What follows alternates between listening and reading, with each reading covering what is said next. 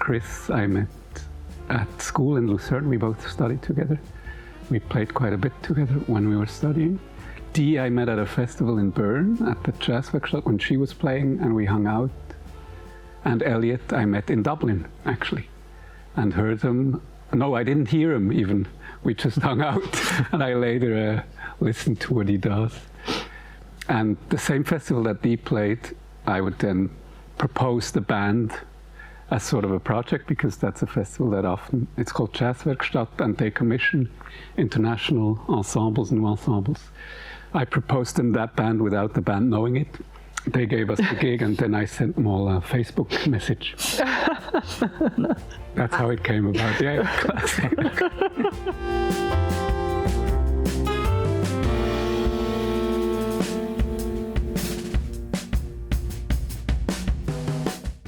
Travel is a thing. There's been some near disasters, hasn't there, travel-wise, with cancelled planes, trains. Not being able to get back in, almost not being able to get back into England at one point because of COVID. Yeah, throw COVID into the mix as well. Yes, there was a lot of different challenges that we've always managed to overcome somehow.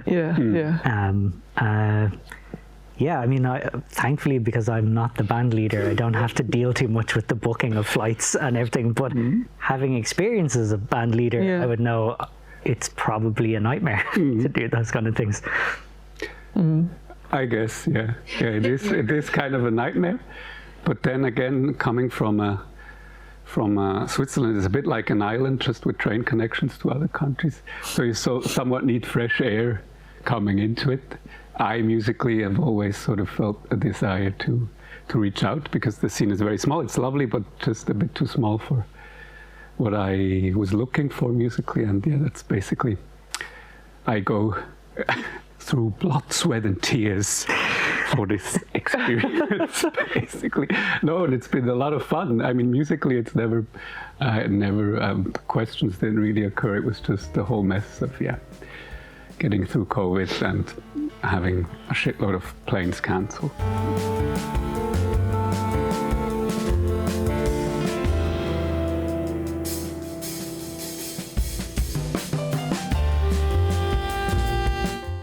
Well, the tour just starts right now, basically, the Better Life part of it.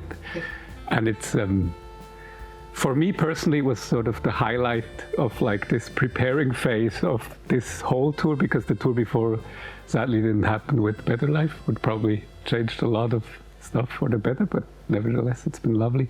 But basically they reached out to me a few weeks ago only, and we would have only come in for one show to Dublin, which of course is awful for many reasons, but also lovely. We would have made it work anyway. But since they reached out, now suddenly this makes a lot more sense.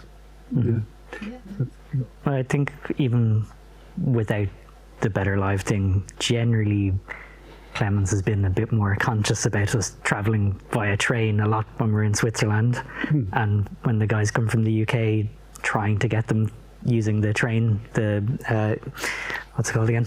Eurostar. The Eurostar. And yeah, on this tour was the first time we used Interrail passes. Oh yeah, that was good. Yeah, actually really super handy for any last minute changes. It was like really easy to change the ticket and travel on the day that we were supposed to be going somewhere, or having to missing a connection, but it's not really a big deal. So I mean, I would definitely choose that form of travel over flying any day of the year. But obviously when you have me and then Dee and Elliot kind of living on two island nations, it's not always possible, but definitely preferable.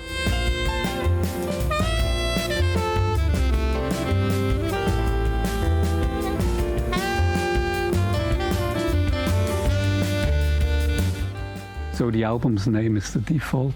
It's Intact Records, quite a decent Swiss label, produced it. You can get it everywhere, I guess. The easiest is through their shop on Bandcamp.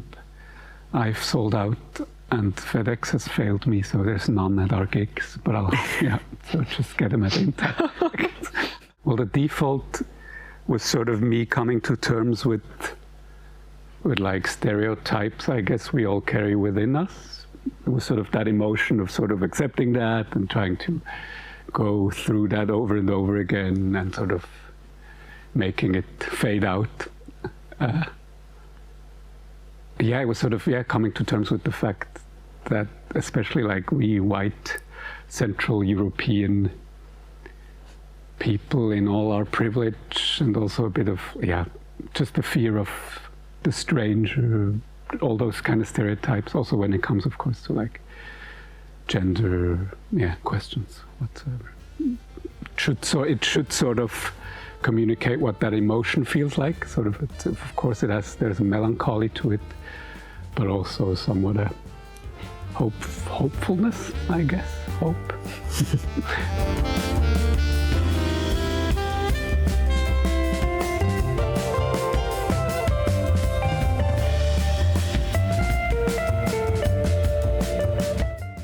I mean, it very often starts with some sort of emotion coming out of like my obsession with maybe politics and research, be it an article, philosophy, even a comedian. For example, Roy Wood Jr. is dedicated to the Afro-American comedian. And I literally wrote that piece after seeing his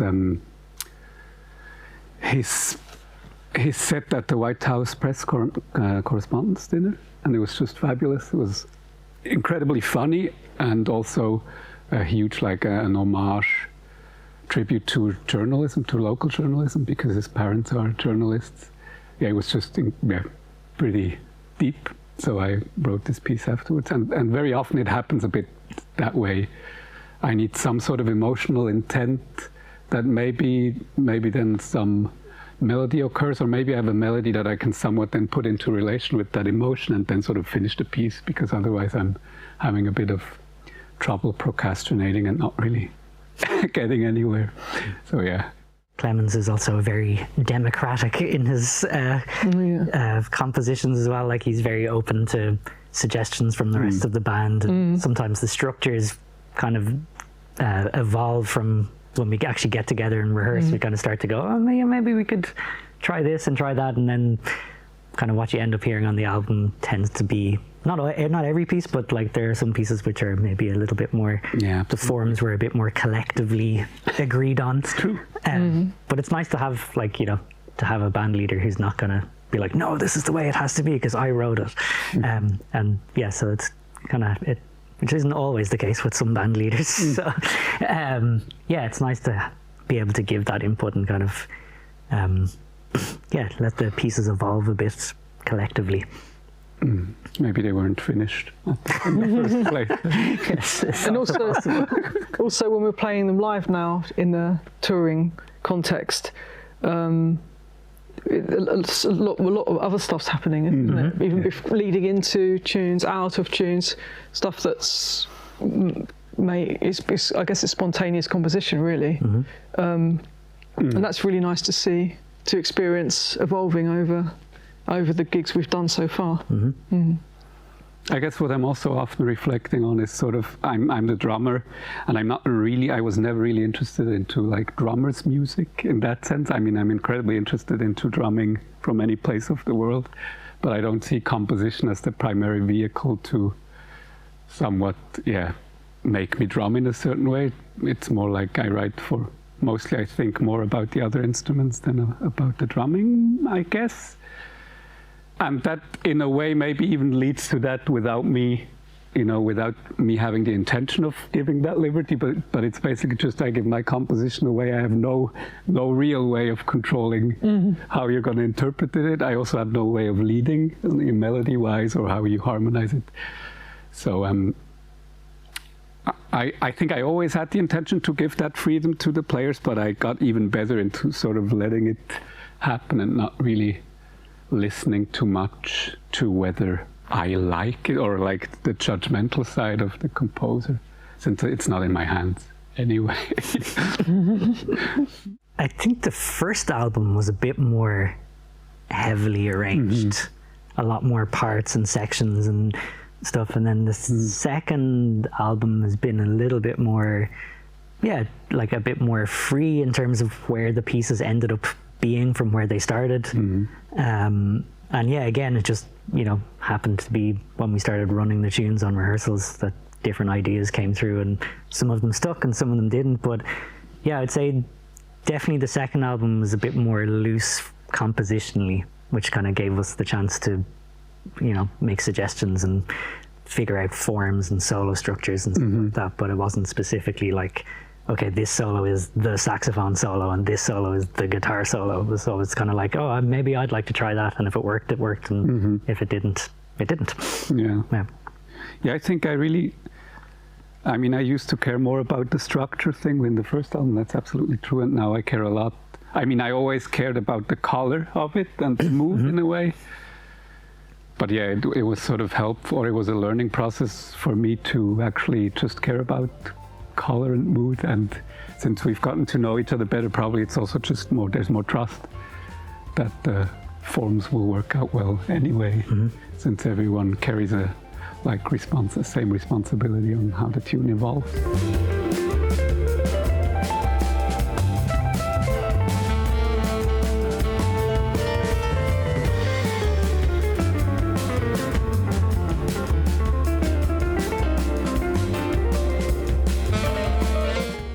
I always feel that the audience, in a way, like they're equal partners in what's happening. I don't see them as passive. They're joining us with their energy and listening to create the experience. And so and we've had some really nice audiences, haven't we?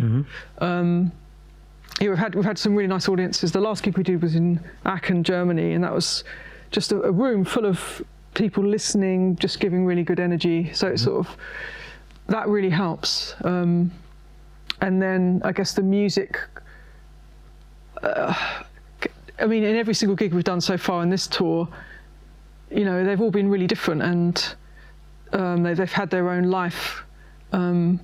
And that is partly to do with who was there in the room with us. I think feedback from the room is important, at least for me.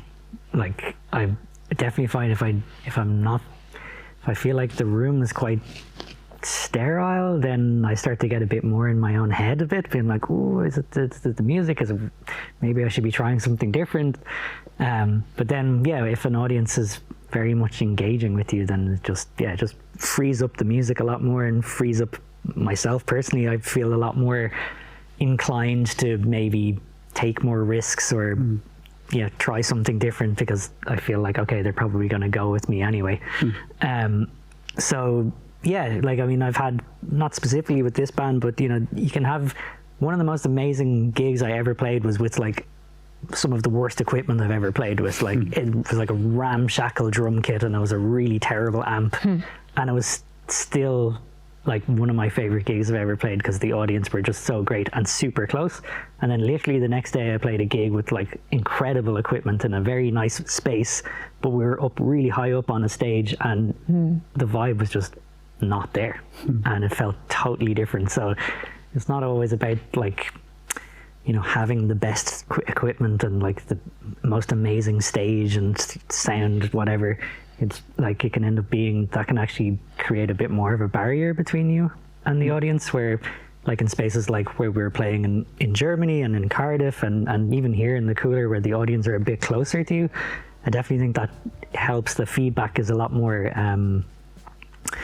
immediate, I think, than it can be when you're kind of up on a big proper festival stage or whatever.